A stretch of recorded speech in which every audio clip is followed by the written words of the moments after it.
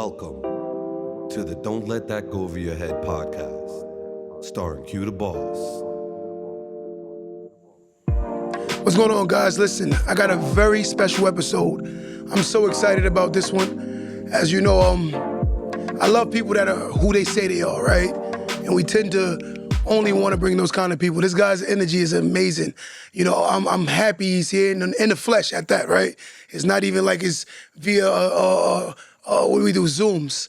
This guy's here in the flesh, an amazing brother, God-fearing brother, good father, and very, very, very knowledgeable. And I want you guys to meet, man, Jullien Gordon, man. Jullien. Listen, I've been following this guy for a minute. Yo, you've been shaking for a while, brother. And you've lit a fire in me as far as real estate. You definitely made me more adamant about helping the culture understand the prominence and the necessity of it. You're definitely that guy that I look for inspiration from every time. And I'm giving you your flowers, man. Like, you a solid brother. I appreciate that. And before we leave, I want to say that the message has been consistent from the very first time I saw him. The very, very first time. I was like, man, this guy's amazing, man. And you can see it's real. You can see it's real. But, you know, we want to talk about today, we want to talk about some financial literacy, man. You know, we want to help the culture, man. You know, he's a published author, guys. You know, let's talk about the book. What is the book about? Yeah, that's Rich and Righteous. That's Spiritual Secrets of Mastering Money Manifestation in Your Mind. It's really helping us understand money from a spiritual level, seeing money as energy and understanding how to shift our relationship to it. We live in a world right now where people are mastered by money when you're supposed to be a master over money. And so we want to establish the right relationship based on kingdom principles. And so that's what that book is all about. It was divinely downloaded to me and through me at the beginning of COVID. I knew that the world was going to slip through a mindset of scarcity. And I had survived scarcity before because I quit my job January 9, 2009 at the bottom of the last recession, and I thrived after that. And so knowing that the world was about to enter that same kind of economic cycle, I knew I was equipped to actually share it. And so waking up at 3 a.m. every single day, God was using me, moving my fingers on the keys, and that's what manifested an inch-thick book, over 400 pages. And right now we're in the midst of actually reading it as a collective. We are reading it every weekday at 8:30 a.m. Eastern Standard Time for 100 days. Wow. 100-day money mindset reprogram, because that's how you reprogram the subconscious mind, is through repetition and consistency. Listen, one thing that stood out, what he just said was, we're not supposed to be mastered by money, but we're supposed to master money. Meaning we're supposed to allow money to work for us, opposed to us just working for it. Man, amazing brother, guys. You see why we got him here today. There's nothing more to say. I'm loving this, man. But this book, right, I can only imagine, because I tap into your Zooms a lot. A lot. Like, I'll see him go live, I'll jump on. And I definitely listen to you. One thing I love is that you're very God-fearing. And a lot of your message always corresponds with God's word, right? And I want to give you flowers for that, because in these times, a lot of people are very uncomfortable about showing their actual relationship with God. You know, you're very adamant about showing, right? And knowing that God purposefully allows us to win. Right? And how has God manifested also in your journey of you achieving success and becoming your greater self? How has God allowed that to be? God is a giver of all.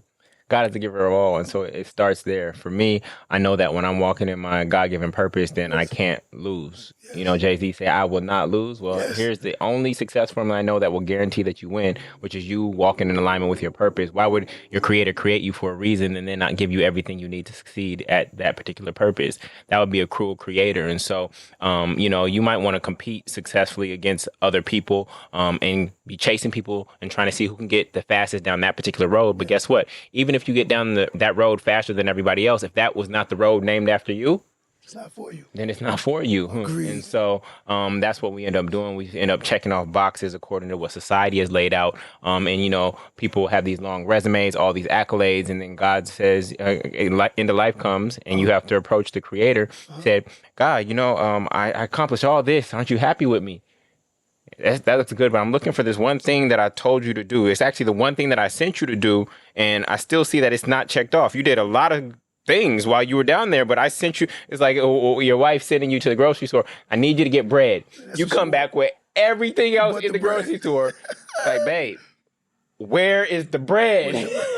He's right. He's right. So it's irrelevant to what you've done. Exactly. You know, but you didn't do the purpose. You didn't do what you were called to do. Wow, wow, wow. You know, we talk about purpose here a lot on this podcast. And one day I was talking to a younger guy, and I said to him, the woman comes from the rib of a man. And a woman is a man's helpmate. And I told the man, you have to pursue purpose along your journey, finding your rib, right, which is your helpmate to help you become better self. And I think a lot of times when we talk about like life and relationships, I don't think we truly choose the right people. We choose the wrong people who genuinely don't fit.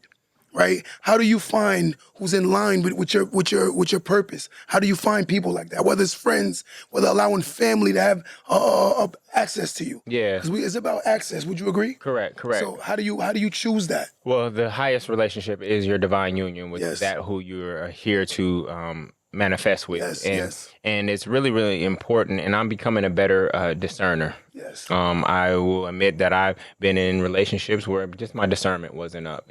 And I don't blame myself. It's really naivety. I just saw all people as good. And so I was like, oh, there's a vibe here and let me pursue it. Right. And so I've come out of that naivety over the past 2 years after seeing not only romantic relationships, but some other relationships go sour and really seeing people for who they truly are. And a divine download came to me about the distinction between the sun and the moon, right? Okay. See, you are a sun, right? Yes. And when you go meet a moon, you are excited by its light because it is reflecting back to you. And you actually recognize that light, right? Because the moon reflects the sun's light back to it.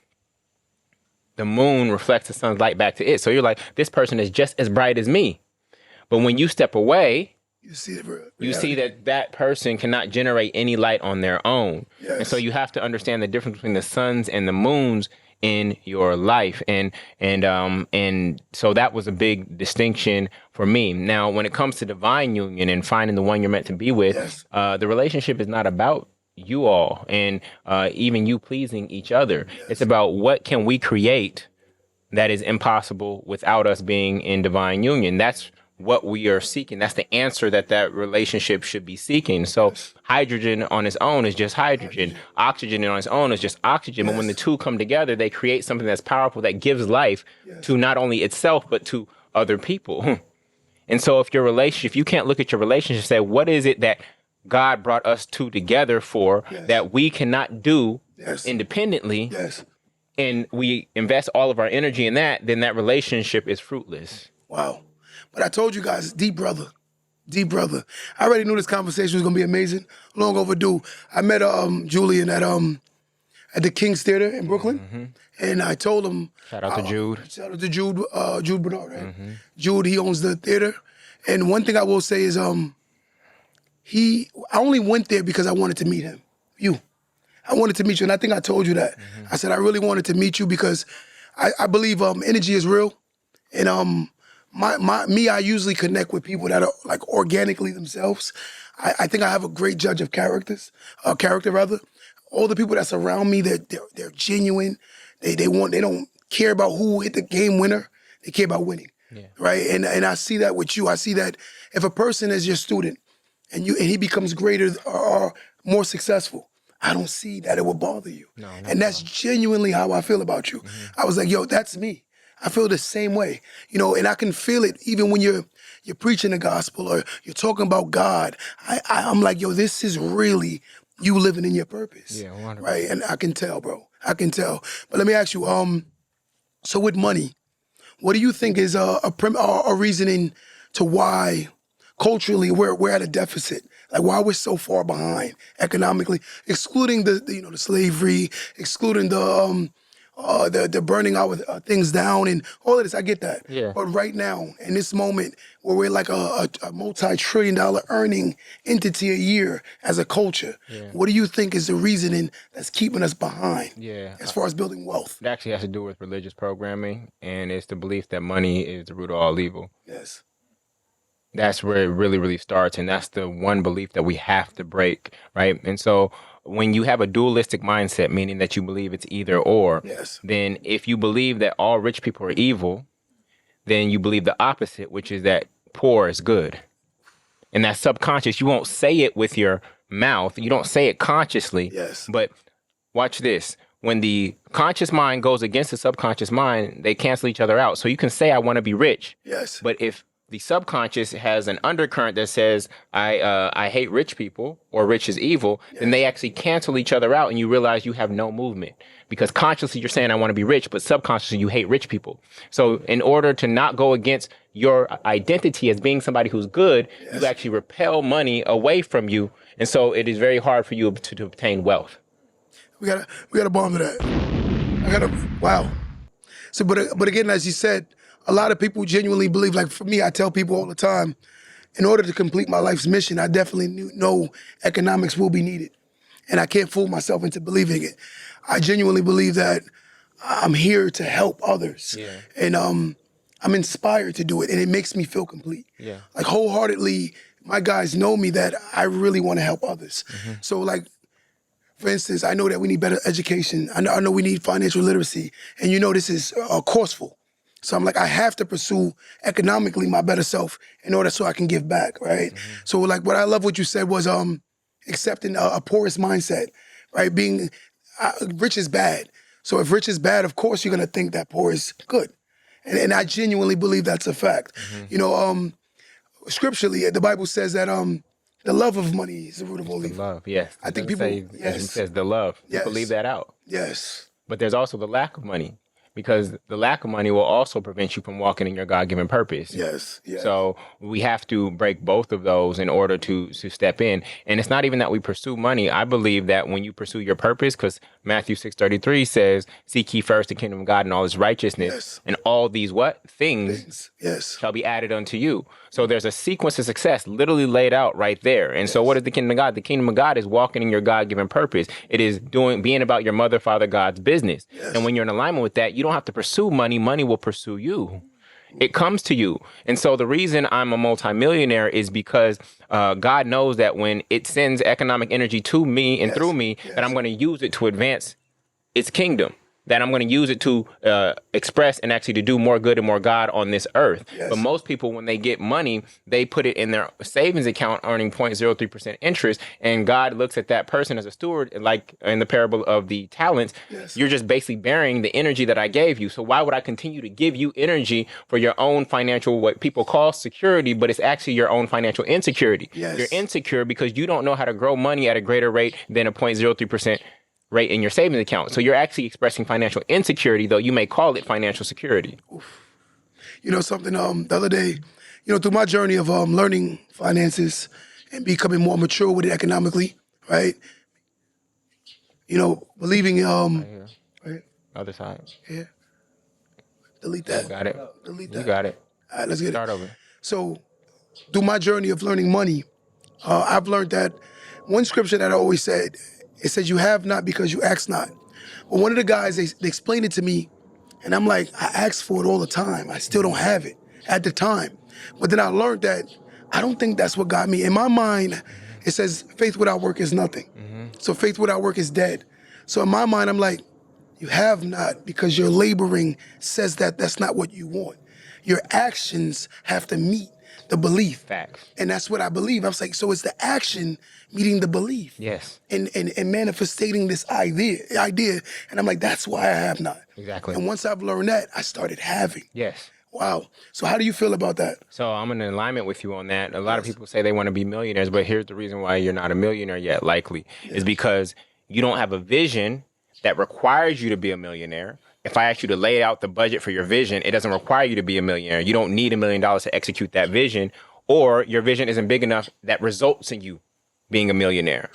So this is precisely why you're not a millionaire yet. You've limited your service, your level of service, to only your nuclear family, right? And in order to become a millionaire, you have to learn how to serve more people. If you look at the correlation between the wealth that people have, it has to do a direct correlation with the size of the problems they solve and how many people they solve it for. If you are only solving and caring about your nuclear family, then that's going to limit your ability to create wealth. Yes. If I look at many people's vision boards right now, their vision board only has what they want. Yes. It only benefits them. Their vision boards are selfish. The car I want, the house I want, the vacations I want. It's all about you. Yes. But what I found is that when you help other people get what they want on their vision boards, guess what? You get to have everything that you desire on yours. Wow. My mentor, Dr. Trisha Bailey. I don't know if you know her. No, I don't know. Dr. Trisha Bailey is a billionaire. As you know, there's only probably like maybe 8 minority billionaires as far as Black in America. She's one of them. We speak all the time and we talk about this. Her mission at this point is more so to help. And I genuinely believe that my cup is being poured into so I can pour into others. Correct. And I'm noticing that people that are successful tend to want to pour into others, either economically, emotionally, mentally, Yes. making them believe in a bigger dream. Correct. And understanding that, look, like he said, your dream is so small, therefore the results will always be small. It doesn't require for you to have that kind of money when it don't make sense, Yeah. right?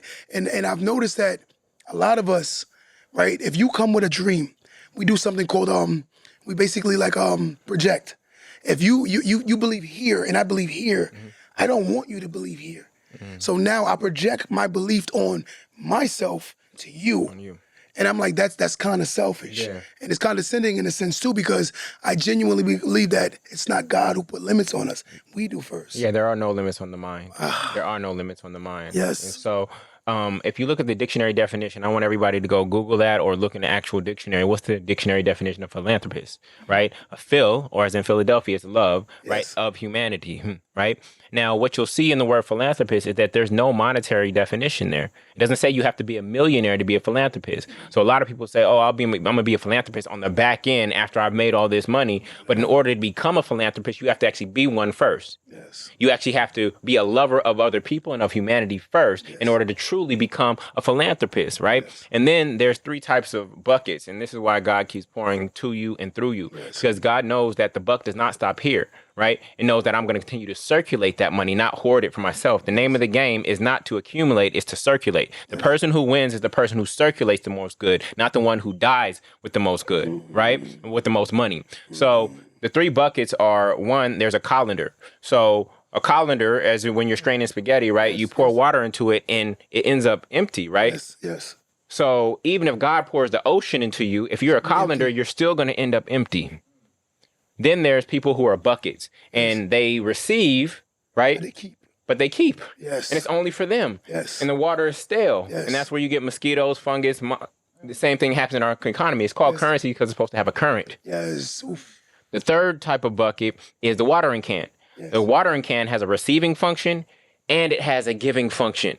And that is what God likes to give to, because as you give, so you shall receive, and then it becomes a cyclical process there. But when it comes to colanders and buckets, there is no circulation, and therefore the money is dead, and hence we have the word dead presidents. Listen, I told you my brother's a deep brother, man. Bro, you got me smiling, man. You got me smiling. You know why? Look, I'm happy because I already figured that when we finally meet, like on a one-on-one, it would make sense. Yeah. Because I already know where his mentality is. And when it's deep. And when I talk to a lot of people, they make everything about themselves. And one of the things that you always say is lifting up others. And I genuinely believe that that's the premise of a true God-fearing person. When they know that the mission is bigger than them. Yeah. I don't think a lot of people understand that. They don't think that the mission is no bigger than them. When I look at the human race in itself, I see my brothers and sisters. Some may be lost, some may need to be found, but that is still my brother and sister. There is no one creator and we're not related, right? Even if it's through Christ alone, we're still related. So I look at every individual like, look, you're my brother. You may be racist or you may not be financially aware, but we're still siblings. Thanks. And I think that with our mission is to help others. Yeah. What inspired you to go on to this mission? Man, that's a great question. So I have 9 last names. I gotta hear this one. I got 9 last names. 9 last names? So even though I came up under 2 parents who were doctors, they were working hard and they divorced when I was 1. Okay. And so there were other families that raised me. So it's Gordon, Carl, you know me as Jullien Gordon, but there's Carl, Ash, Primus, Kelly, Shields, Chambers, Brown, and Hopkins. They all raised me growing up. So if one of those families was not there at a critical stage in my life, whether it was elementary, whether it was this transition to junior high school, et cetera, I would not be who or where I am. Here we go. And so I've been blessed by other people. And so I'm really just returning the favor. Some of these families were my soccer coach. My minister was my soccer coach, the Hopkins family. One of them, the Ash family, they were my baseball coach. And I saw these men, and they're also women too, but in those cases, they were just serving. They weren't getting paid to coach us, but I learned so many life lessons through soccer, through baseball, and through the other methodologies that these families were teaching me. And so it's just been instilled with me. That whole notion of it takes a village to raise a child, that's not just a metaphor for me. I actually had that village growing up in Oakland, California. So I know that helped me succeed. So with the multifamily movement, I'm literally trying to create that village for other people, as many people as I possibly can. My goal is for us to become the wealthiest family in the world. And that I don't say that just my word shall not return void, right? That's 100,000 families with $1 million net worth. That's $100 billion. If we had $100 billion in net worth, we'd be the 5th wealthiest family in the world today. So I know the math behind it. And so now is from Marcy to Madison Square, the only thing that mattered was just a matter of a year. So now if I can hold that vision and get enough people to buy in that vision for the long haul, then I know that we can achieve that. We won't be unified by blood, right? Some may get married together and things of that nature. We'll be unified by consciousness. Like you said, we are brothers and sisters. Whoever does the will of my Father is my brother, my sister, and my mother, right? It says our Father. See, that's where people go wrong. The Lord's Prayer says our Father, but we've made this one individual an exception to the rule, right? It says our Father. It doesn't say my Father, our Father. So if we share a Father, right, then that means that we are brother and sister. And so I believe that each one of us has a role as a child of God to, in our purpose, to serve the others, and everybody has to stay in their lane. But again, when you get into this earthly experience and people start comparing, oh, that person looks like they're making more money than me, I'm going to go try to be over there and compete over there. Now you're not handling your arm of the business. Everybody, that's why you got to keep your eyes on your own paper. You have to stay in your arm of the business. There are some arms of the business that are going to be more profitable than others. I'm not saying that when you're walking in your God-given purpose that everybody's going to make the same amount of money, but all your needs will be met. And you will not have to make decisions based on money. 95% of people walk through this earthly experience and they're making daily decisions based on money, what they're going to eat, where they're going to live, where their kids are going to go to school. Even people look at the restaurant menu and they start with the price first, then they decide what they're going to eat. No, we want to switch it the other way around. Like, if this is what you want, and actually this is what's healthiest for you, this is going to give you the most energy, then you get that. That's where we want to be. And that's what true freedom is, where you can move through this earthly experience and not have to worry about money or make decisions based on money. Like, how do we let this green piece of paper have so much power over us? At the end of the day, the green piece of paper is literally flat cotton. Yes. So most people aren't aware that they're on the corporate plantation every day picking cotton still. It's called modern day slavery. Modern day slavery is mental and it is monetary. It hasn't changed. It's just evolved. Yes. And so when you start to see that, then you realize that you're doing great on your 9-to-5. You're doing great at working hard for money. But as you said before, you have two jobs. You can be a worker, your active income, then you have to be an investor. And you're failing at your second job, which is making money work hard for you. And so that's what we are all here to work on. That's what this financial literacy movement is about. But I realize that financial literacy is really about teaching you how to do things, how to start a barbershop, how to start a Turo business, how to do this, how. Financial spirituality, it's about the who. Who am I in relationship to this thing called money, right? Yes. I know, one, I'm a child of God, and therefore I know that abundance is my birthright. And so if I'm in the will of God, if I'm doing the will of God, then I will be in the will of God, right? And so this is how I approach it, and I feel like this is my particular lane in this whole movement, because everybody's skipping that. If you give a whole bunch of wealth strategies to a poverty consciousness, they will not take root. They won't understand it. They won't take root. And so my role is to focus on the consciousness, the wealth, elevate us from poverty consciousness to wealth consciousness, because then now we have rich soil in the subconscious mind, and when God gives us a rich seed, then it will take root. Like, many people have had $1 million ideas. Almost everybody watching this, you've had $1 million idea. Why aren't you a millionaire yet? Because you got a rich seed, but it went into a poverty consciousness. Yes. That's the only reason. Yes. And so if we now prepare the soil, the next time another $1 million idea comes, because there's an abundance of them, there's millions of $1 million ideas out there. Next time it comes, you'll be ready to receive it, and then it will take root and bear fruit, and you will eat from that. Yes. So this is my role in this movement. What you're saying is 100% facts. When you look at the narrative, I always tell people, when I talk to my guys, I'm like, look, we're all American, right? And being in America, you're given a social security number. Mm-hmm. If I open a corporation or a business, I have a tax ID number or EIN number, right? So in my mind, automatically, we're naturally just business. So we have to understand that us as humans are business. I tell everyone can't open a physical business, right? I have a nightclub, and owning a nightclub is one of the hardest things I do in my life. And the reason being is when you watch how unconscious your people spend money recklessly, and they do bottle wars, and you're like, man, at the end of the night, we know you're not in a situation that allows this to be a regular repetition, right? But yet and still you're doing it in a moment, unconsciously thinking like, this is actually pushing me backwards. And it frustrates me. And I tell my guys it all the time, watching it all the time, it's like, that's why I go less and less, because it bothers me more as I become more Black conscious. As I become more Black conscious and more aware of wanting to help, I'm like, this is one of the worst things I could ever see. And talking to guys, right, they tend to look at it like, you only live once. But I'm like, but if you do it right, your next generation will also live through the fruits and the laboring you've sacrificed. Your next generation, your lineage will be greater. And I think a lot of people don't think not past them. I think we only live in the moment, and the next generation is washed away. I showed my guys a report, and I can show you it. It says by 2053, they said the African American median net worth will be either 0 to -0. And that bothers me. Like, genuinely bothers me. Because my children will be of that generation. And my grandkids will be of that generation. So I'm like, I don't want it to just be about me. You know, I speak of my last name.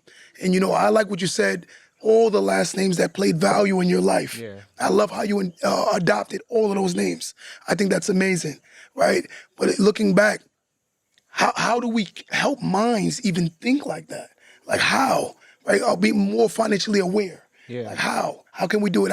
I see the movement, but like, just say someone in your day-to-day life. Because I realize sometimes your family, sometimes the hardest people to help. The hardest. You know? 100%. So, you know, you use the word God-fearing. I don't call myself God-fearing. I call myself God-hearing.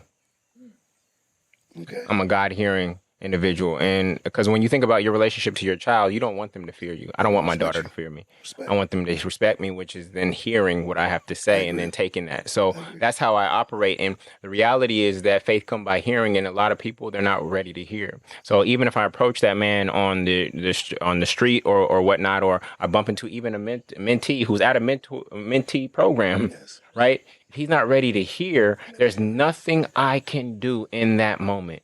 He has to get into receiving mode, and sometimes life is going to have to beat him or her up to get them into receiving mode to be able to accept help. See, what broke things open for me is changing my relationship to sales. And, you know, a lot of people see sales as this sleazy thing that you do to get over on people. No, it's what you do to help people get over themselves and over the challenges in their lives. Sales, this definition came to me, and it opened the floodgates for me to be able to help more people. And it's that sales is simply the process of getting someone to accept help. People are going to try to cut their hair on their own. Through your salesmanship, you get them to accept help, because I know that when you come to my barbershop, right, I'm going to be able to cut your hair, and you're going to look nicer, you're going to have more confidence, etc. If I let you leave my presence in this moment, you're going to go try to do it on your own, and you might butcher it for a whole year, right? You're not going to be able to taper the back the way I could taper you, and you ain't going to get her number as a result of that, right? So sales is simply the process of getting someone to accept help. So when I saw selling as actually a service, I'm actually serving people only because I know that when they come with me, especially in the multifamily movement, that they're going to get to their desired destination faster, safer, and easier. So you have to actually have a solution that actually works. To date, I've helped over 800 people close on their first multifamily home. 800 people. Together, we bought over $300 million worth of real estate. Right? So but I had to sell. I had to sell. And to be honest, of all the people who have heard my offer, only about 5% have bought and joined and taken action. But because of my business and blessing model, right? Because you have to have both. Your blessing model is how you give to the world. And a lot of people are overgivers, especially we as children of God, we're overgivers. You have to pair it with a receiving model, which is your business model. Your blessing model is how you give. Your business model is how you receive. And you can only give sustainably to the degree that you are able to receive. Otherwise, your cup ends up empty. So you have to pair both. If you want to be a better giver, you want to give more to the world, guess what? You got to become a better receiver. Yes, you do. You got to become a better receiver. But back to that young man, if he's not ready to listen, if life hasn't put him in a situation where he's ready to listen, and there's a crack in the hard-headed soil, when we talk about the parable of the sower, right? The hard rock is a hard head.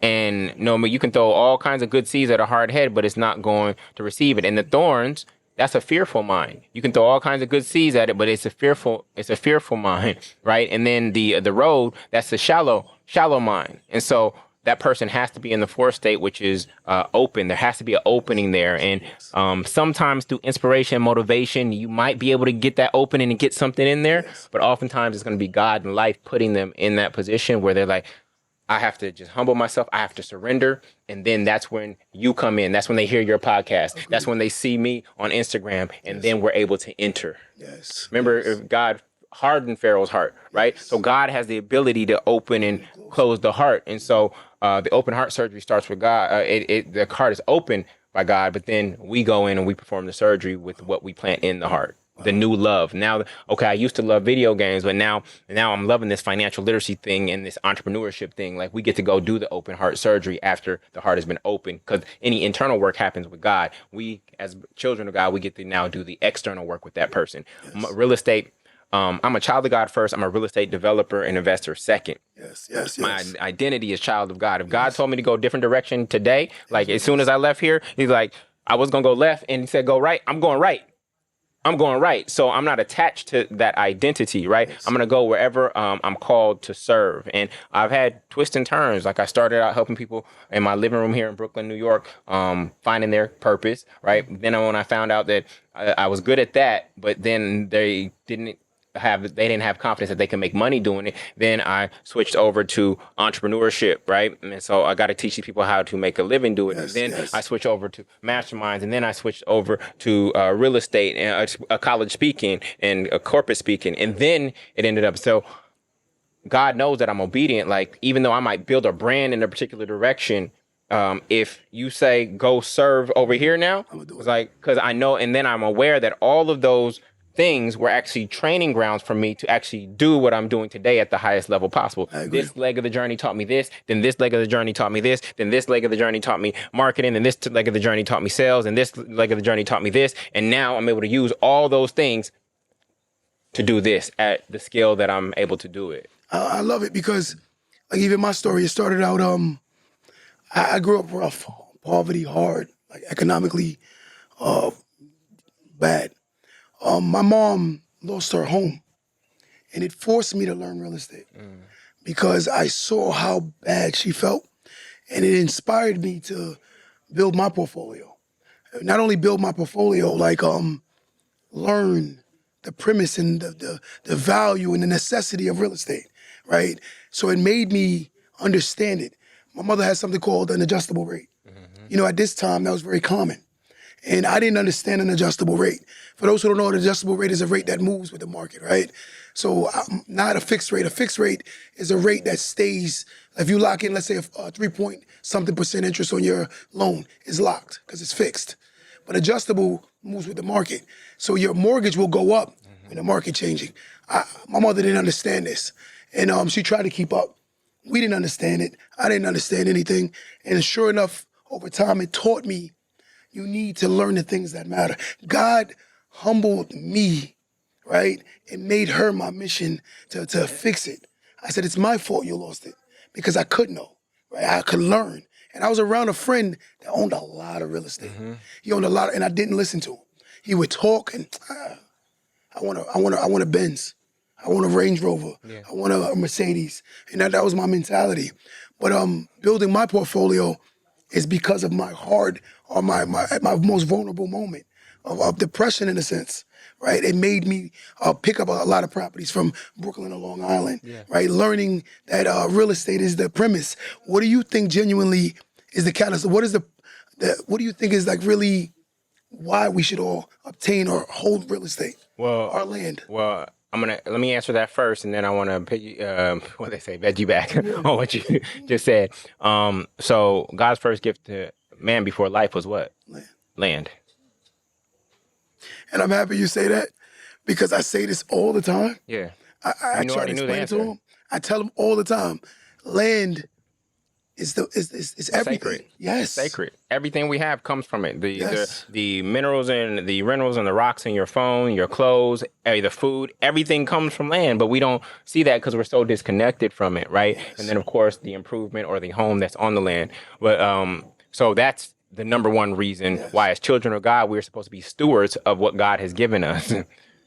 And so right now we haven't been good stewards, and this is why Mother Earth is struggling the way she is, and we're experiencing climate change because we've allowed people who don't care about the land to actually have ownership and control of it. As children of God, we really didn't believe in private property. Yes. The land was already here when we got here, so how could I own it? Why would I need a fence when it was given to me freely? Why would I need a fence? Yeah. But of course, we're in this paradigm, a colonizer paradigm, and so private property became an idea, and we have to kind of participate and play in that. And so every time one of my students closes on a multifamily home, we're claiming that land back, right? So I wanted to add to your story, which is my mother losing her home was the reason I got into real estate. Even though she was a doctor and anesthesiologist, she ended up dealing with a mental health issue. Wow. Right? And that affected her income. She lost her job, and therefore she could no longer pay for that beautiful home in Oakland. Wow. The home is worth $1.8 million today. Single family home in Oakland, California, right? And if she had bought a multifamily home, even with a mental illness, which is not her fault, don't blame her whatsoever. Of course. If she had a 4-unit in Oakland, she could still be there, and the rents would have paid for the principal, interest, taxes, insurance, capex, repairs, or vacancy rate. She would still have control over that. Right. So that actually inspired me. And then, of course, reading Rich Dad, Poor Dad in college opened me up and made me aware of what was happening, because that happened without me knowing. She was not open about what was actually occurring. And so same thing. But here's the beautiful thing about life is that sometimes you have to in order to know who you are, you have to actually sometimes lose something. So you being in poverty, growing up in poverty is an external condition, right? Yes. Now, if you started to look at that external condition and say, I am poor, then you made it internal. Now it becomes part of your identity. Yes. But the reason you were born in poverty, is for you to prove and be a public demonstrator of how rich you are. Wow. Because if you were Paris Hilton and you were born into wealth, how could you prove that you were wealthy? You already have it. So you chose this experience to say, God, put me on that, as Jay-Z said, put me anywhere on God's green earth and I'll trip on my word. This is the game I want to play. Put me down there, give me no money. And watch, by the time the game is over, watch how much I have. Hustlers. You here to prove how valuable you are, right? And there's other people who have different journeys, right? They're here to, for instance, my homie, he came in as a foster youth. That was the experience he chose, right, on the board, and put me in with no love and watch me still manifest love. And he has one of the most beautiful marriages today, even though he grew up with no family. So everybody has a different journey, but there's a group of us who are on this financial journey to actually be public demonstrators of what it means to manifest from the power of our mind and not be defined by our external circumstance. Because if we were defined by our external circumstance, then everybody who was born into poverty would stay poor. I remember purchasing a home and giving my mom the key. And every day I relive that moment, right, of her crying and giving me the biggest hug, right? I told her one of the worst moments you felt became one of the greatest tools to make me greater, right? I'm like, like you said, you lose to automatically to win when you look at the long term of it, right? Mm-hmm. And that moment made me a greater man. Yeah. And it also made me see, like, just hearing you say that, look how Oakland, New York, same exact premise and story. Yep. Right? And it motivated both of us to do this. And mind, he's never told me this story. I've never heard it. I've never told him. He's never told me. Yeah. I've never, ever spoke it. But when I say sometimes we look at life like, why me? Sometimes you got to ask yourself, why not you? Why not?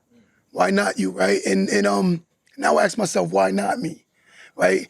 To be selected. And I say, God selects us to be selected, to be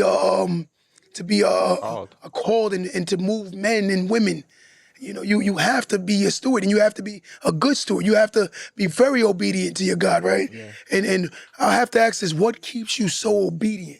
Right, because I know, you know, the world's pressures, it challenges every day, right? It throws the lustful things in front of us, right? And a man that has a very prominent platform, Yeah. I know things come your way. How do you keep yourself focused on the prize? Man, Which, of course, is our Lord. that's a great question.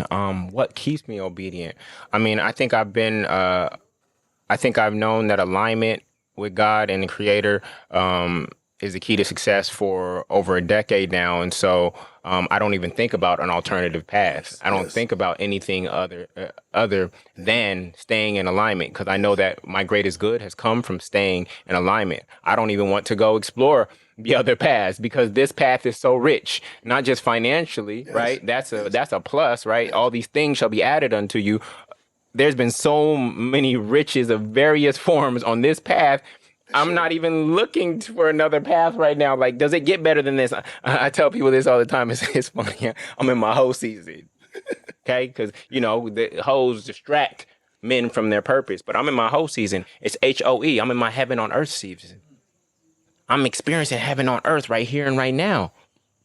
It says, what does it say? It says, on earth as it is in heaven. So what are we here to do? We're here to bring heaven on earth. Yes. People think that heaven is some place you go to in the sky once you die. Yes. No, it says we're supposed to bring heaven on earth as it is in heaven. That's what we're here to do.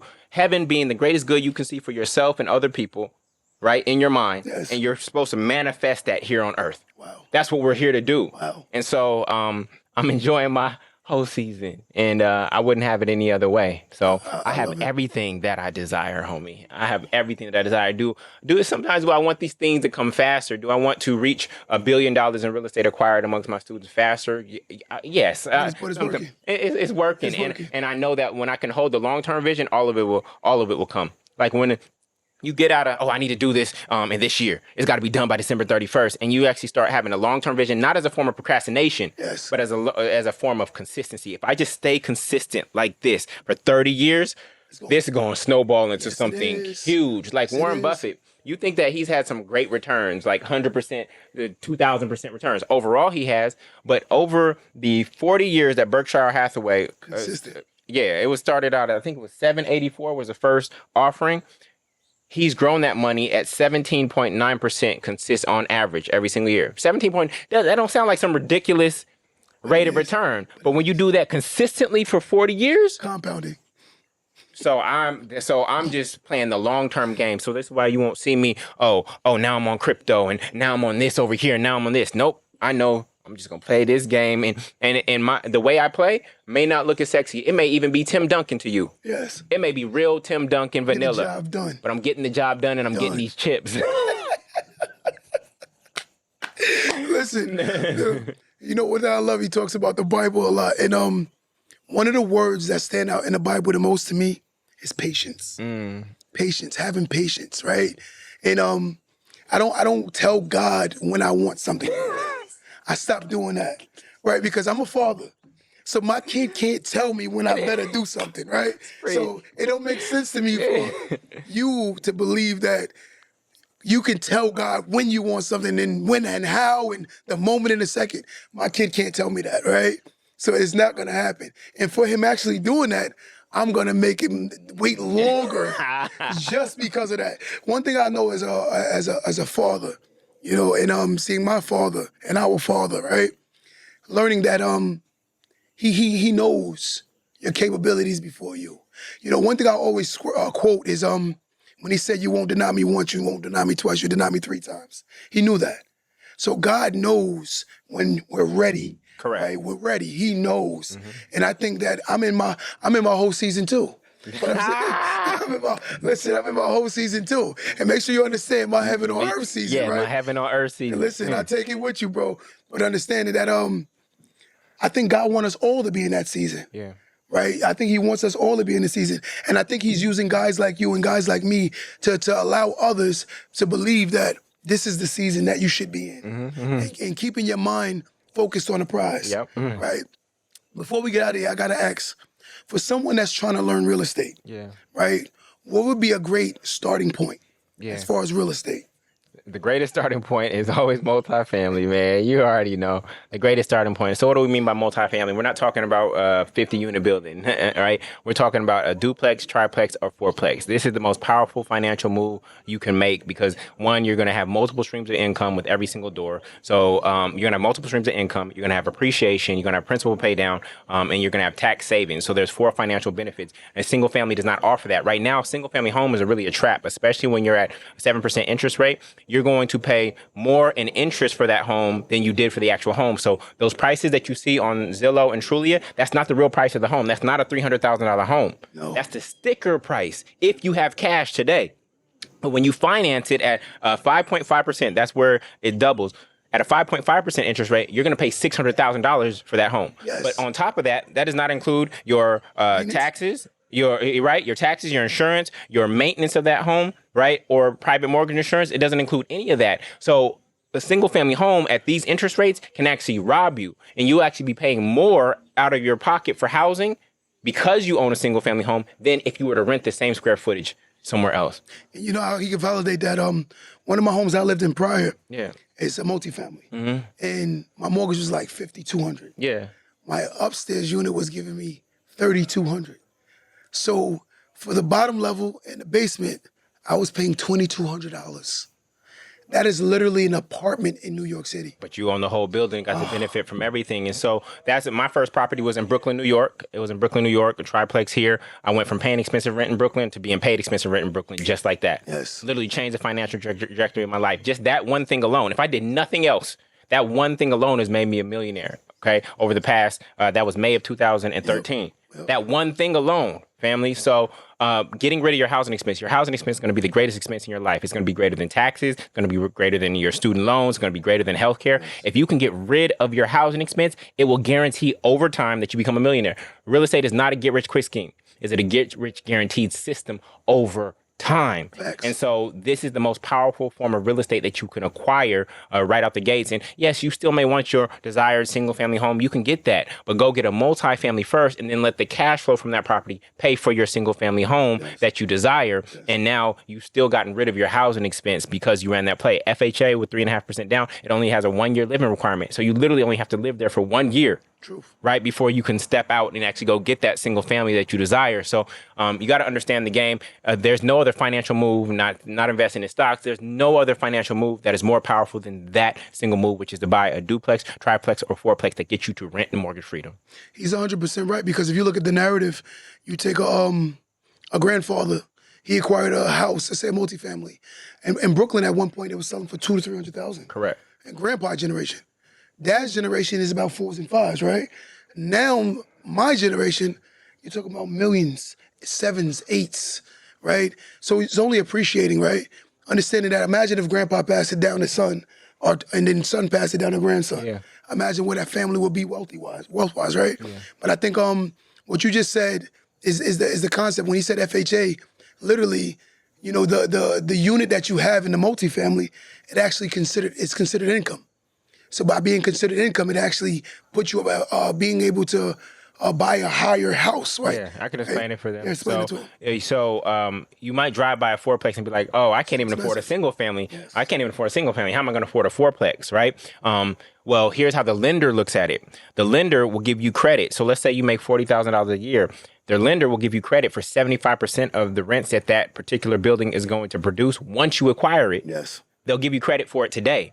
So let's say that the rents on that building are just, let's simple math, $1,000 per unit, right? That's $48,000 per year. Yes. The lender will add $36,000, 75% of 48 is 36. They'll add that 36 to your $40,000 in W-2 income, and now they're qualifying you based on $76,000 of income, not 40. So you're literally able to buy almost double as much real estate because you bought a multifamily as opposed to just buying a single family home on the same W-2 income. This is why it's so powerful. You get so much leverage with multifamily real estate. He's 100% right. He's stating 100% facts. Even right now, I'm doing a commercial unit.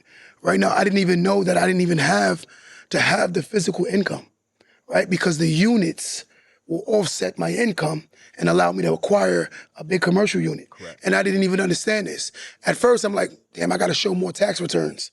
My lender was like, what are you talking about? Income's already there. The income is there. And it says it's showing, and these are things I think more people need to learn. See, one thing about Jullien you'll see is he's not giving you false life hacks. He's giving you life hacks that are facts. Life hacks that are facts, right? This is truth. He's not creating no clickbait telling you foolishness. Reality. Multifamilies allow you to economically put yourself in better positions because it offsets the payments that you're paying to live somewhere, right? If you can receive money from your tenants, allowing you to live free, you're able to utilize your money to acquire more assets. Yeah. And that's exactly what he teaches. And I love that about him because it is facts. And more so like, I think you guys need to tap in and listen to what he's saying. He's giving a lot of game. There are a lot of people that look like us who don't understand, right? And are learning from someone who's actually doing it. I think the best person, they said that success leaves trails that only fools don't follow. And a lot of fools are nervous to follow trails that successful people have left. It's like snow. Say snow fell 6 feet of snow. Jullien has literally shoveled a road to the door. And you still want to be so stubborn with your ego and your feelings, and you want to go start shoveling another trail. And you might die in the process of doing it when he's already done the work and he's showing you the steps to do the work and to get to the door.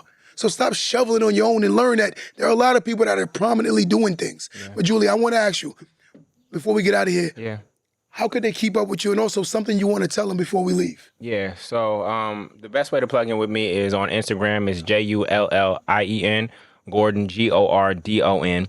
I have a webinar that I do periodically, particularly in regards to multifamily real estate. Yes. It's at rentfree.com. If you want to be rent-free, go to rentfree.com, 8 letters, all right? And then for my book, I'm doing a 100-day money mindset reprogram. It's absolutely free. So is the webinar. Yes. You can go participate in that for free at richrightnow.com, richrightnow.com. And so given what you just said regarding your patience, a lot of people are out here looking for get-rich-quick schemes, right? And they're chasing these schemes one after another, and they realize that they end up either back at square one or actually zero or even negative because they're just looking for a get-rich-quick scheme where if they would have played the long-term game a long time ago, they'd be a lot further along today. Yes. And so be very careful of these Instagram reels, these YouTube reels, these 60-second hacks as he's talking about, teaching you how to do things. It's deeper than that. And you know, the gold or the heaven is in the details. And so the nuances, you might try to YouTube university, everything, but the heaven is in the nuances. Yes. And YouTube cannot teach you the nuances, right? They don't teach you how to really vet a tenant. They might say, here's some questions to ask, but then when you're actually in front of that tenant, how are you looking at their body language, right? Yes. How are you looking at their eye contact? How are you looking at the environment that they're in? How are you looking at how they're treating their, these are some of the nuances that a YouTube video is not going to teach you. And so, you need to understand that there's a difference. Like my daughter, she'll watch one karate video and think she's Bruce Lee, right? No, Bruce Lee has been studying this for decades and decades and decades. He understands the nuances. And so stop looking for the shortcut, family. You have a lot of life ahead of you. And if you play the long-term game, if you think about Warren Buffett, right? Yes. 40 years out, I want you to have a longer term vision instead of trying to get rich quick, because get rich quick has left you, you're getting nowhere fast. And so that's really what I want to say. What he's saying is true. And I believe that the people that tend to believe that, they tend to fail the most because there was never no foundation in what they were doing. Right. And basically he's giving you a great foundation. We all know, like we talking real estate, the strongest houses are the ones that have the greatest foundation. 100%. And I think every person needs to build a great foundation and take your time. Right? If you telling me you throw up a house in 3 days, I wouldn't want to live there. Facts. I wouldn't want to live there. I'll be too nervous because there's no foundation. The structure is weak. Right? So understanding he's giving you a great premise on a great starting point and understanding that money is a tool that we need as a resource to put us in better positions, but understanding the rent-free hack is real. Yeah. And there are a lot of people who are actually doing it, not working and slaving to pay for a liability. Because a house is a liability until you offset it, right? Yeah. Hey, would you mind talking about that real fast? The difference between asset and liability on a home? Yeah. So again, single family buyers, their homes for many of them are liabilities because they're actually it's taking money out of their pocket. Well, Jullien, I paid off my house. Well, guess what? You still have taxes, you still have insurance, you still have maintenance, right?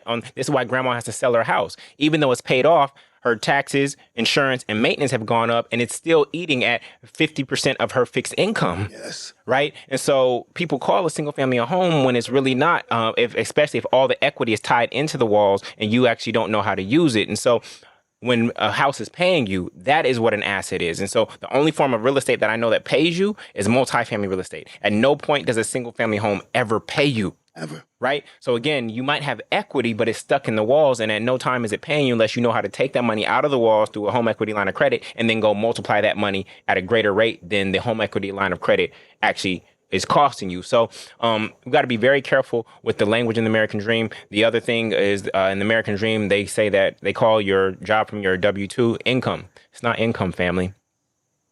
You got to be very careful. This is how they trick you. It's not income. In a business, revenues minus expenses equals income. Yep. Right?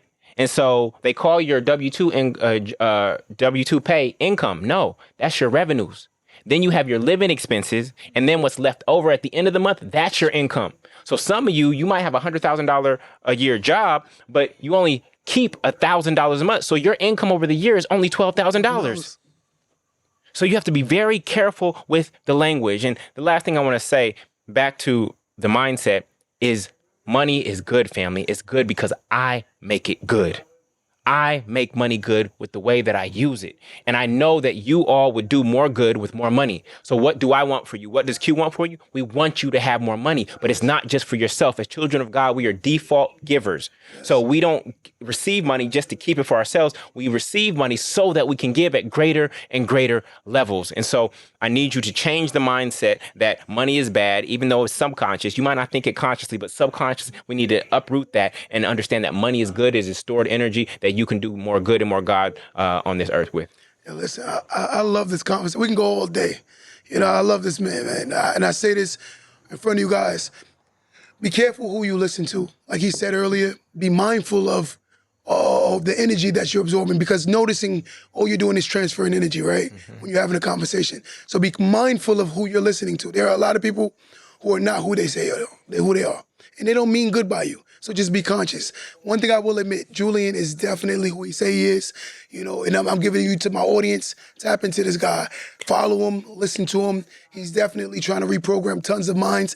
Read his book, right? This is an amazing book. I already know. Just by listening to how this man speaks, you already know. I'm going to read this book. I'm going to read this book, right? I'm going to read it. God bless you. You know what's going to be funny is when I'm sitting there, feel like I'm talking to myself. You know, that's the crazy part. You know, the other day I told this guy, I said, imagine walking into a room of people who speak a language you don't speak. Like, say you know absolutely no words. And you walk into this room. In most cases, most people will feel uncomfortable. Right? I told him the poor and the wealthy or the rich speak two different languages. Right? The rich look for money to invest. The poor look for money to waste, to buy things that make them look like they're rich. Yeah. And I said, when you look at this narrative, a lot of the times our money is being utilized in the wrong efforts. So therefore we continuously repeat this pattern, ultimately never getting anywhere. It's like running the figure eight. Eternity, that's what we're doing with our finances, running the figure eight. And I'm like, we have to stop running the figure eight and start learning that we must invest to economically put ourselves in better positions. And I definitely think it starts with the multifamily, right? Anything else you want to say? Yeah, just the last thing is, like you said, we can go on. We can go on. The whole thing. It's be, do, have, right? It's be, have, yours, right? Behavior is be, have, yours. You have to be it, you have to have it in your mind, and then it'll become yours. What poor people try to do is they try to go have it first.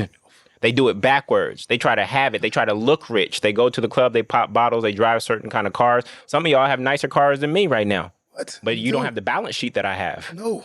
Would you trade me for my balance sheet today? I'm sure you would if you saw it. Yes, he would. But you're driving nicer cars than me, things of that nature. And yes, you have to live. And I'm finding my balance of enjoying it, right? While also planting seed for the future, right? But you don't want to do it backwards, because when you hear people, what do they say? I want to be rich. Yes. It's not what I want to have rich or I want to do rich. It's actually I want to be rich, because I know if I am rich, then I will be able to do and have all the things that rich people do. Agreed. But a lot of people are trying to do it backwards. They're trying to take a shortcut and look like they're rich, right? They're skipping steps, and this is why they're not getting the results that they desire. You know something crazy? Real fast. There are a lot of people right now.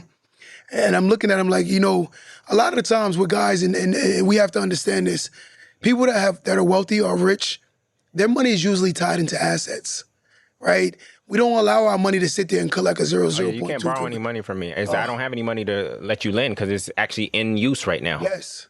So I always tell people that have money usually have their money working for them. Money is not supposed to be hoarded. Money is not supposed to be preserved unless you're saving to acquire an asset. Correct. Or, investing. But money is not supposed to be sitting. So if you see someone with a $10 million net worth, the $10 million is not sitting in their account. Correct. Right? It's assets that make them rich and also give them something called a cash flow, right?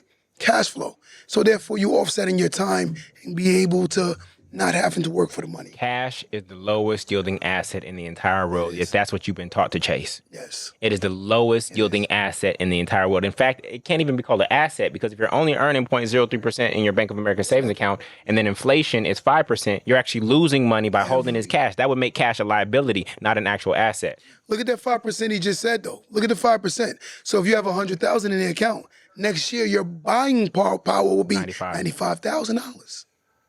And your $100,000 probably gave you what? A couple of cents, right? What is that, $30? I think $30. $30. Or $300. Come on, bro. And this is what we need to teach, right? Yep. But guys like him, we're going to help fix the culture. We're going to definitely change the narrative because we're going to keep pushing God's message and we're going to lead by example. We're going to let him order our steps. Guys, I appreciate everyone for tuning in to this episode. We're going to definitely bring him for a part 2 because I already know we need it. People are going to go crazy over this interview. I already know. So guys, I love you. Keep supporting the movement. Till next time, don't let that go over your head.